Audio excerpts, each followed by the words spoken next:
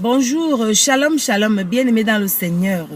Donc, je reviens vers vous aujourd'hui pour vous parler d'un sujet qui m'a été encore donné par le Saint-Esprit. Et ce sujet c'est le combat spirituel. Parce qu'à la base, je voulais parler de la prière, mais le Seigneur m'a demandé de parler du combat spirituel. Parce que le combat spirituel est nécessaire pour les enfants de Dieu. Tous les jours, on doit avoir un combat spirituel. On a le combat spirituel. Parce que le Seigneur, quand il nous a créés avec des plans de bonheur. Il avait déjà programmé des bonnes choses pour nous. Mais l'ennemi à côté a aussi programmé des mauvaises choses pour nous.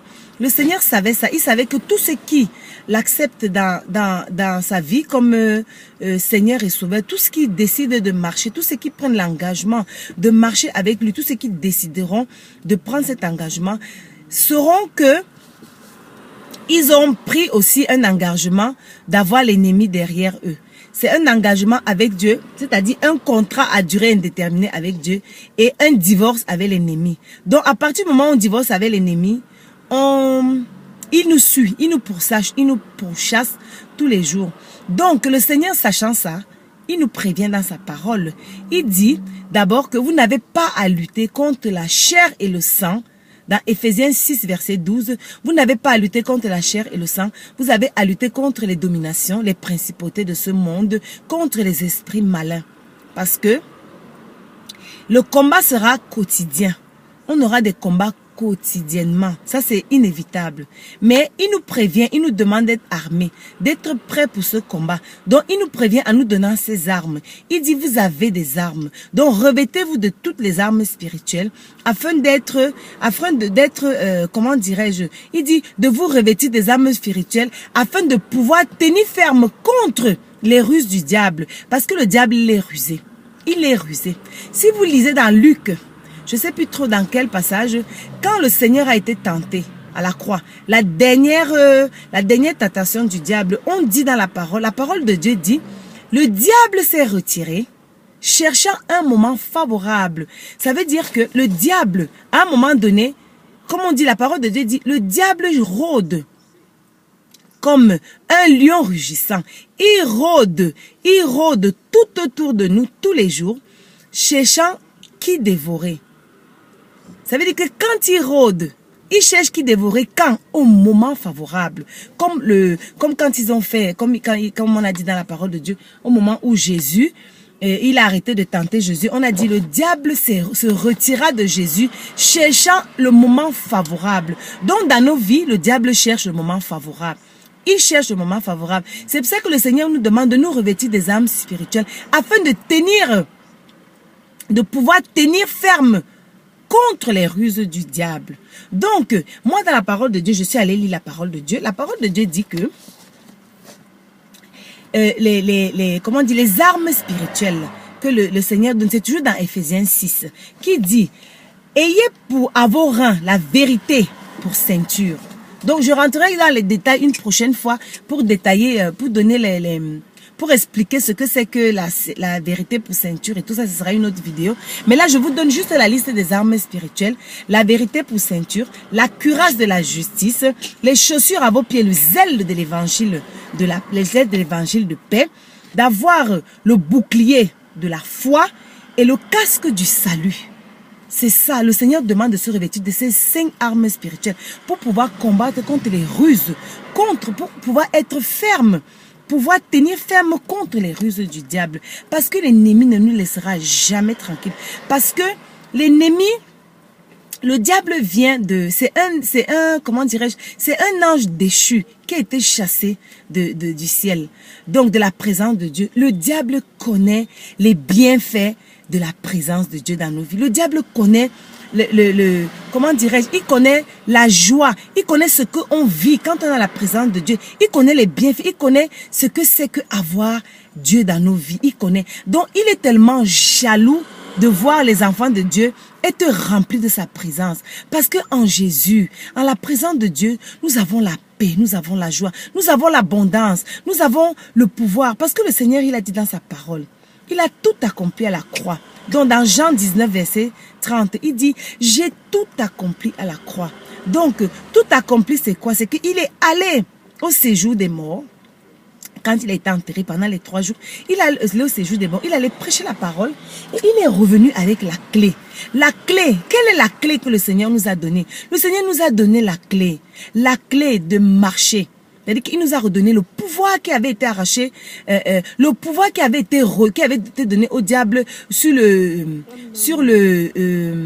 comment dirais-je, d'Adam et Ève au jardin d'Éden, que le Seigneur avait donné au diable, que nous, pas le Seigneur, que nous avons donné au diable. Parce que le Seigneur nous avait créé, il avait créé Adam et Ève, il avait donné le pouvoir à Adam et Ève sur toute la création.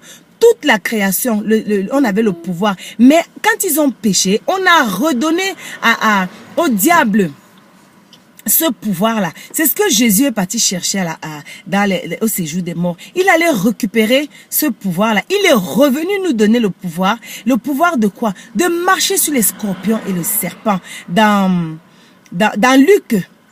Luc 10, verset 19, qui dit, le Seigneur vous a donné de marcher sur toutes les dominations, il nous a donné le pouvoir de marcher sur les scorpions et les serpents, de marcher sur toutes les attaques. Les clés que le Seigneur nous a données, c'était les clés pour ouvrir la guérison, les clés pour ouvrir pour chasser les démons, des clés pour posséder, pour rentrer dans notre héritage, parce que nous sommes enfants de Dieu. Nous sommes enfants de Dieu. La Bible dit, dans Osée verset 4, il dit, mon peuple périt par manque de connaissance. Le peuple de Dieu périt par manque de connaissance. Parce que le peuple de Dieu oublie, le peuple de Dieu oublie qu'ils ont le pouvoir. Ils ont un pouvoir, ils ont l'autorité. Parce que si tu es enfant de Dieu c'est quoi? C'est être héritier du royaume. Parce que je suis enfant du royaume. Je suis enfant du royaume. Je suis enfant de Dieu. Donc, je fais partie du royaume. Donc, étant enfant de Dieu, ça veut dire que j'ai l'héritage de mon père. Le Seigneur m'a légué son héritage. Il me lègue l'héritage. Donc, l'héritage de dominer la terre. L'héritage de marcher sur le scorpion et le serpent. L'héritage de dominer la terre, le pouvoir de guérir les malades, le pouvoir de chasser les démons, le pouvoir d'imposer les mains aux malades et les malades seront guéris. Le Seigneur m'a donné ça. Donc je suis co-héritier de Christ. Donc Christ et moi, nous sommes héritiers du royaume. Donc je suis co-héritier de Christ. Donc j'ai le pouvoir que Christ a. J'ai le pouvoir de mon papa, mon Dieu, le Dieu tout-puissant. J'ai ce pouvoir. Donc le diable, sachant que j'ai le pouvoir là, il va chercher à me terrasser. Il va chercher à me mettre à terre. Il va chercher à tout arracher. C'est pour ça que le Seigneur demande d'être ferme, de tenir ferme contre les ruses du diable. Parce que quand tu connais ton identité, tu connais ta place, tu connais ton identité, tu sais qui tu es. Tu sais qui tu es dans le royaume. Tu n'as plus peur de l'ennemi. Tu n'as plus peur de l'ennemi. Quand l'ennemi débarque, tu le chasses.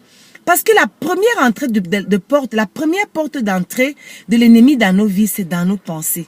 C'est dans nos pensées. Donc la première chose que nous devons faire, c'est contrôler nos pensées. C'est ça, avec le casque du salut. C'est contrôler nos pensées. Je connais mon identité. Je connais qui je suis en Christ. Je sais que le Seigneur vit en moi. Je sais que Christ vit en moi. Je suis le temple de Christ. Je suis la propriété privée de Dieu. Donc il vit en moi. Donc l'ennemi ne peut cohabiter dans mon corps parce que Christ vit en moi. Donc, je déclare la parole. Quand l'ennemi vient me provoquer dans mes pensées, je lui dis, tu n'as pas de place. Tu n'as pas lieu d'être dans ma tête. Tu n'as pas de place. Il n'y a pas de place pour toi dans ma tête. Il n'y a pas de place. Arrière de moi, Satan. Tu lui dis de dégager de ta tête. Ça, c'est le casque du salut. On est protégé par la parole de Dieu. On est protégé par la déclaration, la déclaration de la parole de Dieu. Et quand tu connais ton identité, tu peux combattre. Tu es prêt pour le combat. Et là, tu peux maintenant prier selon ce que tu as reçu, selon ce que tu es. Donc, tu connais ton identité. Tu sais qui tu es en Christ. Oh Seigneur, je te remercie.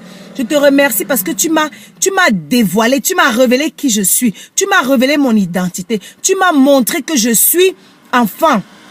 de Dieu. Donc je suis enfant du royaume. Je suis enfant du royaume. Je suis revêtu de toutes les armes spirituelles. Je suis revêtu de tout pouvoir. Le tout pouvoir m'a été donné à la croix par Jésus. Jésus m'a donné le pouvoir de marcher sur les scorpions et les serpents, le pouvoir de dominer toute créature. Donc, je suis convaincu que j'ai ce pouvoir. Alors, Seigneur, je te remercie. Je te remercie de ce pouvoir. Oh, merci, Seigneur. Donc, tu prends cette autorité, tu prends ce pouvoir et tu combattras. Tu combattras, mon frère, ma soeur, tu combattras. C'est ce que j'avais à vous partager aujourd'hui. Donc, je rends grâce à Dieu parce qu'il m'a permis de vous parler de ça. Et la prochaine fois, je vous parlerai en détail de toutes les armes. On va détailler les armes. Comme ça, on sera au courant et on pourra être fort dans le combat. Que le Seigneur vous bénisse, mes frères et mes sœurs. Soyez bénis abondamment dans le nom de Jésus.